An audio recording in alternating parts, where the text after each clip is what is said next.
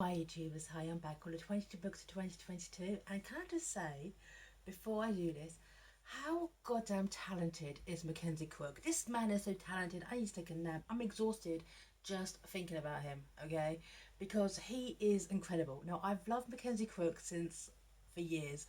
However, I never actually seen The Office, so I know he's in it, but it wasn't my kind of jam. But anyway, because Parts of the Caribbean, The Detectorist wrote direct, okay.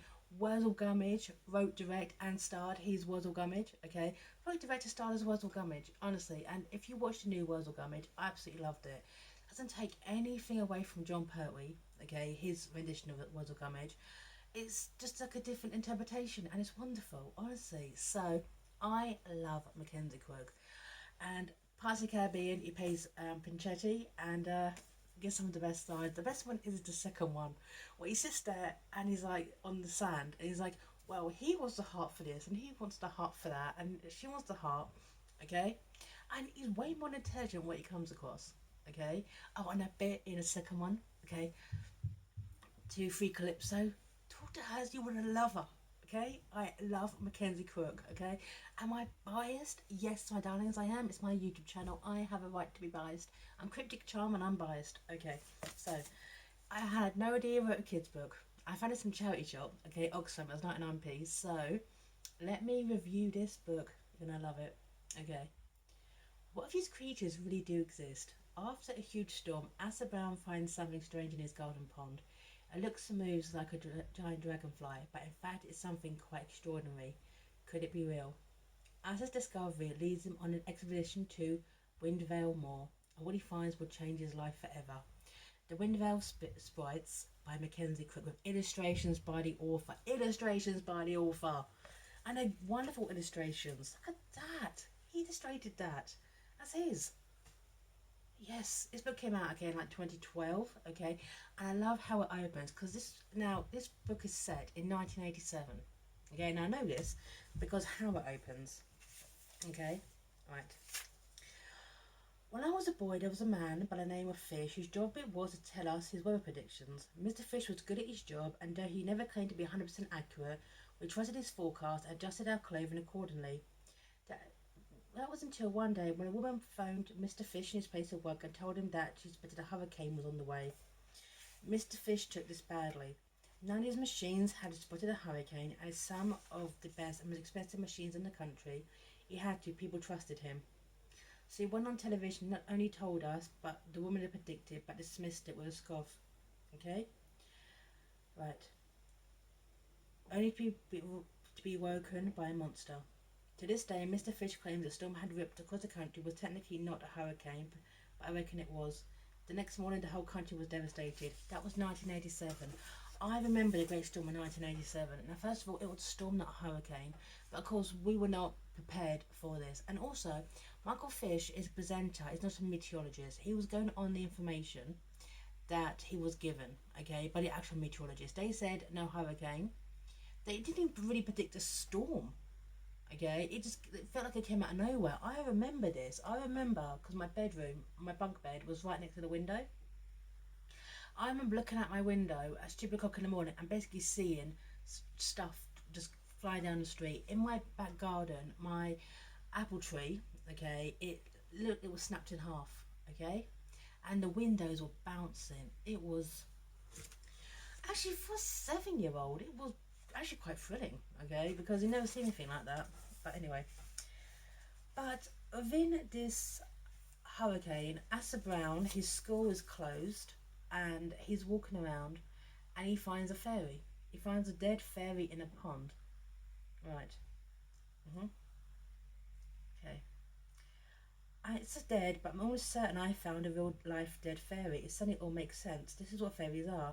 Not one waving Tinkerbells, but scenery insect men, wild creatures that must be very secretive and hardly ever spotted.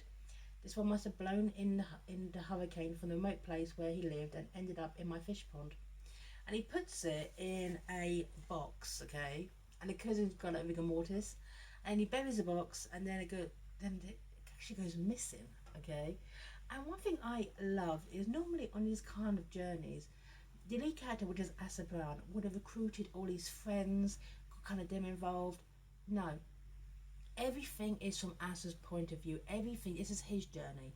It mentions his friend Charlie, okay, who is the friend he pretends to be with, okay, but this is all Asa's journey, just him and his emotions, and I absolutely love that. Okay, right. So whilst he's trying to find out more about the fairies, because where he lives, just on the moor, like there's kind of little clues around the area. Okay, like there's a pub called the Ferryman. Okay, Ferryman, Fairyman, and it's all based on a man called Benjamin Tooth, who lived in the town 200 years prior, who was a scientist, an eccentric, and hey, okay, and he's kind of not revealed as a figure, but he's kind of one of the most famous people, and people have been trying to find his lost chest, okay, with his objects for 200 years, but it's been lost until Asa kind of accidentally, funny enough, tips into that direction, okay. So right, here's put Benjamin Tooth, because Benjamin Tooth really comes into it, okay. It's at the librarian. So at the library, kids, go to your local libraries. I certainly do. Benjamin Tooth was a familiar figure in Merton at the start of the 18th century. An eccentric jack of all trades, he dabbled in astrology, herbal medicine, botany and more. So many as a con artist and by a few as a devil worshipper, Tooth's main claim to fame is the discovery of the town symbol, the Merton warbler. In later life, he spectacularly fell from grace when during the Napoleonic Wars, a chimpanzee was washed up on the beach in Inglesey. Much convinced that the ape was in fact a French spy, and they arranged a trial at which he was found guilty of treason and thrown in prison. But before long, word got out, and people of Merton and Inglesey became the laughingstock of the whole country. So that was when he retreated off to the moors and kind of lived secretly, okay? But this is about what he knew, okay? Now, Asa, this is actually quite clever how it's done. Asa, he's a very, very young boy, but he gets these great ideas. Absolutely love him. He's funny and he's smart and he's resourceful. He's actually quite sensitive too. He just found this dead fairy now, wants to know more, but of course he can't really tell anyone as well, which is everything is his journey. Okay, so he manages to find the lost book of Benjamin Tooth. Okay, and this is this is the information. I have discovered a colony of creatures on the moor that I believe are new to science. At first glance, they're insects, giant dragonflies. On close inspection, they appear to own human characteristics. Though I have yet to capture a specimen, living or dead, I've spied them thrice at distance and only fleetingly. The clearest view of a pair who were tossed on a plane. No sooner had I spotted them, but it somehow became aware of me and looked about as if they stand still under observation. Okay. Information to hear about the fairies. And one thing also is at the start when Asa takes this dead fairy, he takes a picture of it. The pictures, only one really comes out properly, okay, because the film had been in there for too long. Typical disposable cameras, okay. Now, it reminded me a lot of the Cottonley fairies. Now, they were a Victorian, two girls who, down by their brook, they basically fake these pictures, okay, but one of them apparently isn't. One actually that is legit, and it totally sparked the Victorian world. So this is kind of go back to that kind of Victoriana period, okay, actually pre that, okay, because it's 200 years. So this is quite interesting as well, okay, the whole kind of photographing fairies, finding more about fairies. Now, if they exist or they don't, it's wonderful to think that they do, and fairies have always captured the imagination, okay, in some great ways, some dark ways, okay, like there's the Tooth Fairy, okay, but in the Hellboy universe, well, that's the only thing that Tooth Fairy leaves, according to the second film, okay, right. So Benjamin Tooth on his journey to find the fairies, and can I just say Mackenzie Crook's illustrations, I mean, he drew that. That is beautiful. Look at that. I want that in a print, okay.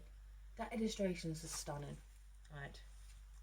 Okay, but whilst it goes on as well, just feeling from Asa is the innocent in this, trying to find out more about fairies. Not parallels with Benjamin Tooth, but you can kind of see through to his writings how Benjamin Tooth became more deranged as time went on. Okay, I just bit here. At last I've captured a live specimen. The people of Merton, with all the day they ever hounded me from their stinking town, I shall be rich. First things first, to give the beast a name. Pending a further internal examination, I provisionally classified it as a new species of the homogeneous, displaying characteristics of the Odonta order of insects. Therefore, it should be known as Homo insectidenti. The latter for myself, but should be known as the Windvale Sprite. Okay? Now, the fact is, he dissected one to name it. There's a thing. He absolutely did that. So Asher goes out on the moor and he starts to hunt for the fairies, okay? And he finds Benjamin Two's old house, okay? Absolutely crumbling. Also, an urban explorer would have been in there years earlier, okay? But still, right. And it's kind of scenic here, this obsession with these fairies or with these sprites, okay? Just twisted this man's mind. Quite tragic, really, okay? Right. It was creepy, abandoned in a hurry, in like Mary Celeste, and it was so caked in grime that anything he touched had a cloud of dust. A search through everything would have taken weeks, and Asa didn't know what he was looking for. Anyways, he had the information he needed in the journals, and anything this discovery was just confirming what Asa already suspected, that Benjamin Tooth was a madman, and an unpleasant one at that. Okay? Okay. And he sees how these tiny little contraptions, which Benjamin Tooth actually tied the fairies to just be able to get a tiny little tricycle. So, right. But everything he learns about Benjamin Tooth is highs and lows. Okay, a smart man, a very, very good scientist, become more and more obsessed. Okay, and from Asher's point of view, it's quite frightening. It's quite terrifying. Okay, how this obsession basically destroyed this man who suddenly disappeared one day. Okay, like this bit here, which the text reminds us of. The text reminds us of the kind of what obsession can do. Okay, this is when Benjamin Moor or Mackenzie Crook wrote a poet as well. Mackenzie, Jesus. Okay, right. Oh, eight and see the Windvale Moor, a palette for the world. A petal sun, immortal sky, a season's pigments grind and mix, north grey and blue, and thin with dew, where gale and gust the colours blend, and the easter wind the knife descend, and spread them all over the earth. I like that. That's lovely poetry. The verse surprised us, who imagined too far too self-obsessed to spend time being poetic. Perhaps it was a sensitive side to the old rogue after all. But as he read on, all hopes began to fade. After the successful capture, it seemed that Tooth had no trouble trapping further specimens, as ascertained he saw numerous drawings of them, male, female, young and old. Notes and observations were scribbled all around the pictures. One in particular got Asa's attention, and an arrow pointed to the sprite's foot. Okay?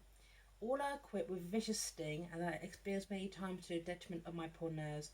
A bar fall at the base of the ankle administers the venom, which is painful but lasts no longer than a bee sting. The animal can twist its body wildly through and sting even when you think you have a good grip. These days I wear leather falconry gauntlets wherever I handle them. But Asa, okay, actually captures one. He traps the fairy, he takes it home, he basically puts it in his greenhouse. His parents have gone away because Asa should have gone away. And he traps this fairy in his greenhouse, okay? And he brings it home and to look at it. And I think he's realising as well, okay, well, first of all, that's not on. He just captured a live species, okay? And what's he going to do with it, okay? But it's the excitement of capturing it, okay? But then he realises what obsession can do and what he's just done, and actually feels remorse for that. The remorse that Benjamin Tooth never had, okay? Right. Right. This bit here. As I went to bed that night with a heavy heart, reading about Tooth's decimation of the colony, made him feel that he was part of the ruthless plan. Though he endeavoured to provide a comfortable environment for his specimen, the sprite was still not eating and was spending more and more time hidden from view in the burrow. Right. Yeah. So he traps one. And then he realises, no, I can't do this. What I'm going to do with it, I've got to take it home. This is after Benjamin Tooth and his illustrations basically found the Fey Kingdom, if you will, the Sprite Kingdom, and decimated it with his passion to become immortal. Okay, but one thing I did love, okay, you can tell Mackenzie Crook went a little bit meta here. Okay, I love this. Okay, as I turn the page, this is when he's still reading Benjamin Tooth's book. As I turn the page to a beautiful painting of the object, whatever you could call, and whatever you could say about Benjamin Tooth, it was a skilled artist. Oh, Mackenzie Crook, yeah. Well, you're not wrong. Okay, you're not wrong, but still, I was like, I imagine Mackenzie Crook having a little smirk when he typed that. Okay, so, but it ends with Benjamin Tooth is not dead. That's the thing. His obsession was to use the Fey magic, if you will, okay, to become immortal. But all he's done is just got older. He's like Rip Van Winkle, if you will. He sits there, okay, getting older and more decayed, okay, but not dying until he has to like basically return what he stole from the Fey Kingdom, okay. And I love this book. I absolutely loved it. It's clever, it's well written, everything's from As's point of view. It's about obsession, it's about fairies and exploring and a little bit detective work. It's kind of a mix of everything, and it's so well written. The prose is so elegant. Now, sometimes when an author is writing a book, okay, when they're sipping to someone else's like character's prose, okay, you can kind of tell it's like from the same hand. No, even though we don't meet Benjamin Tooth till like the very, very end, we learn so much from through his prose, okay? But when we do finally meet him, sitting in his chair sleeping for 200 years, okay, we feel pity for him, even though he's a not horrible person, okay? Because his obsession basically destroyed him. That's the brilliance of this book. It's wonderful, and as actually maybe it already has been, as so many of Mackenzie Crook's works have been adapted, okay, for the screen, I want to see a version of this. I want to see this. Lovely little Christmas film, okay? So, the Windvale Sprites by Mackenzie Crook, illustrations by the author. If you're a fan of his work, read it. It's a wonderful book for children, and Asa Brown's wonderful. So, and I'm signing off here. Bye now.